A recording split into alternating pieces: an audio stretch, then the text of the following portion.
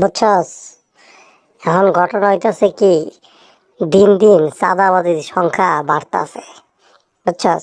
অলিতে গলিতে শুরু কইরা পাড়া মহল্লা তো আছে, এরপরে বাস চালক, পথে ঘাটে রাস্তায় যেনে যে যেমনে পারতাছে চাঁদাবাজি করে খাইতেছে। হ্যাঁ, ঠিকই কইছো। আমিও ওদিন দেখলাম এক বাস চালকরে ধরছে, ধইরা ওর কাছে নাকি চান্দা চাইতেছে। আগে দিতে বলে ৩০০ টাকা করে চান্দা আওয়ামী লীগের সময়, এখন নাকি অগো দেয়া লাগবে ৬০০ টাকা করে। এগুলা থেকে কি আসলে কখনো পরিত্রাণ পাওয়া যাইব না? হ্যাঁ, দেশটার যে কি অবস্থা হইতাছে আল্লাহ জানে। চল, তোর ওই ভিডিওটা দেখাই, বাচ্চা লোকরা কি কইতাছে একটু শুনে আহি, চল।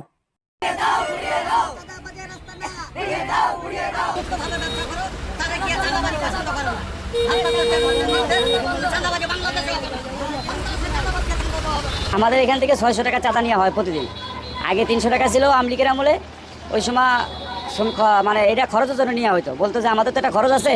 এখন আমরা তো বিবেক বিবেচনা করে দেখলাম যে তারা তো আমাদের জন্য খাটে, রাস্তায় থাকে। এখন আমরাও তাদেরকে দিলাম। এটা তো সীমিত, 200-300 টাকা তো কোনো বিষয় না। তো এখন জোরপূর্বক 600 টাকা করে নেওয়া হয়, এবারে 700 টাকা পড়ে যায়। এটা নেওয়া হয়েছে টিপু ভাইয়ের আন্ডারের লোক, উনি তো আসেন না, ওনার আন্ডারের লোকগুলো যদি টাকা না দেয় তাহলে জোরপূর্বক আমাদের গাড়ি একটাই নিয়ে যায়, চাবি হয়ে যায়। এর আগে কয়েকদিন আমার সাথে এরকম করছে। আমি বলছি ভাই, আমি এক টিপ মারি আইসি, ধরা খেয়ে গেছি, 4,000 টাকা আপ ডাউন করছি, আমার 6,000 টাকা খরচ রোডে, আমি 4,000 টাকা আপ ডাউন করছি, 2,000 টাকা ঋণ। অনেক ড্রাইভার করলাম টাঙ্কি খালি করে পলাই গেছে গা এই জোরপূর্বক কারণে। প্রতিদিন 600 টাকা চাঁদা, গাড়ি চললেই চাঁদা নেয়। চাঁদা নেয় টিপু মিয়া। আসলে দৈনিক ইনকাম বলতে এখন ইনকাম নাই, দিন আনতে পান্তা ফুরায় এই আর কি। 600 টাকা যে চাঁদা দেই, একেবারে ওইটা রক্তের উপর দেওয়া যায়।